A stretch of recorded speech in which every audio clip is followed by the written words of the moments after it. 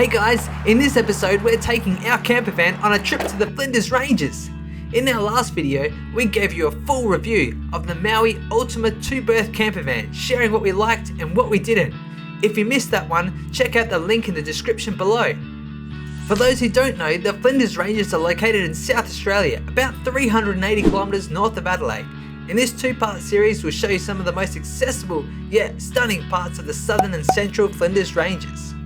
Picking up the van in Adelaide, we hit the road. But earlier that day, things were not looking so great, with wild weather rolling through. Thankfully, once we left Adelaide behind, the skies had cleared and the open road awaited. Our plan was to head north and spend the night in the town of Laura, our stepping stone to the southern Flinders Ranges. Unfortunately, the bad weather caught up to us again by evening, and we pulled into the Laura Community Caravan Park, thinking that we might need some mains power with the lack of sun around. The park had cabins for non-campers, clean amenities, and even complimentary scones for every guest, which is definitely what sweetened the deal for us. So we knew the first order of the day was to brew some tea and have those scones. The scones were delightfully served with fresh cream and strawberry jam, a classic duo that went down an absolute treat. Since we arrived late, we had pre-made dinner for the first night, Taiwan style beef noodles. Putting the noodles on, beef in the pan, pickles added, a perfect way to end a long drive. Having paid for the night in the campsite, we decided to use their amenities rather than our cramped ensuite. They were very clean, although a little bit dated. However, they kindly offered a complimentary floor towel for use. How considerate! The showers were nice and hot. We definitely recommend staying here. The next morning, we decided to check out a little bit more of the campground. They had a huge camp kitchen with everything you could need, even a pizza oven. However, with our breakfast planned, we stuck to using our own van's kitchen. Unfortunately, the Maui didn't include a second table, so bench space was really limited, and the toaster cord could barely reach the outlet.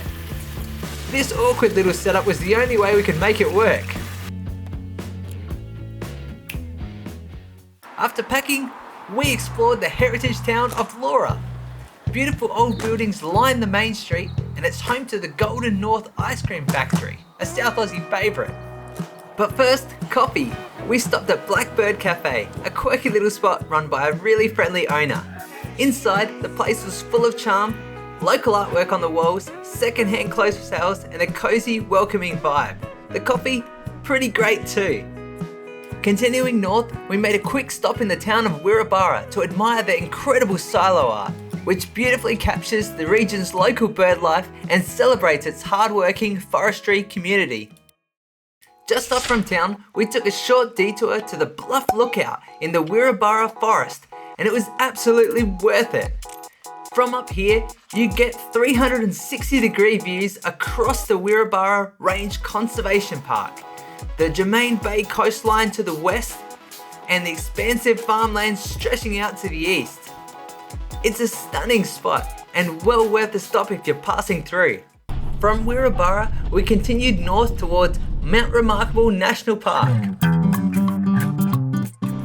A short 350-metre walk from the car park took us along the trail to the Gorge Lookout.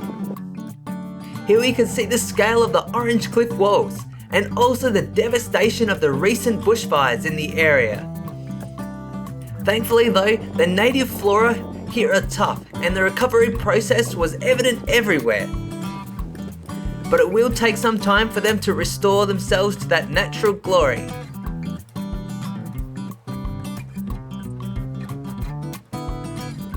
We then made our way down the steps into Alligator Gorge. Being early spring, there was plenty of water was flowing through the gorge and turning some sections into stepping stone crossings.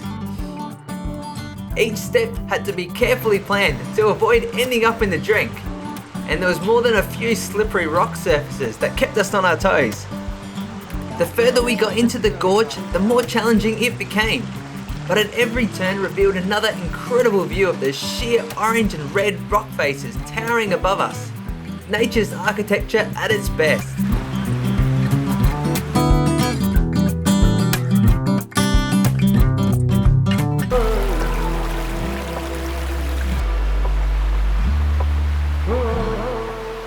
On the way out, a reminder to drive slowly. Even when things look quiet, there's always wildlife around.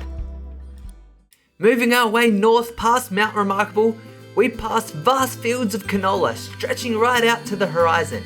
In mid-spring, the countryside bursts into colour, endless rows of golden yellow flowers glowing under the sunlight. It's one of those classic South Australian sights that make the drive feel extra special. Further north, the landscape opened up into vast plains with mountains rising in the distance, like something straight out of a movie.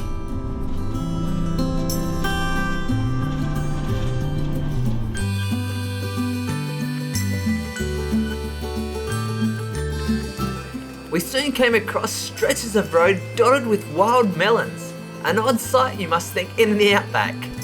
The local corellas seem to enjoy them though, so hopefully they're the non-toxic kind. Make sure you keep an eye out for those birds on the road. Before long, we reached Hawker, the heart of the Flinders. Unfortunately, it was late by the time we arrived, so we didn't get a chance to explore the old railway town properly.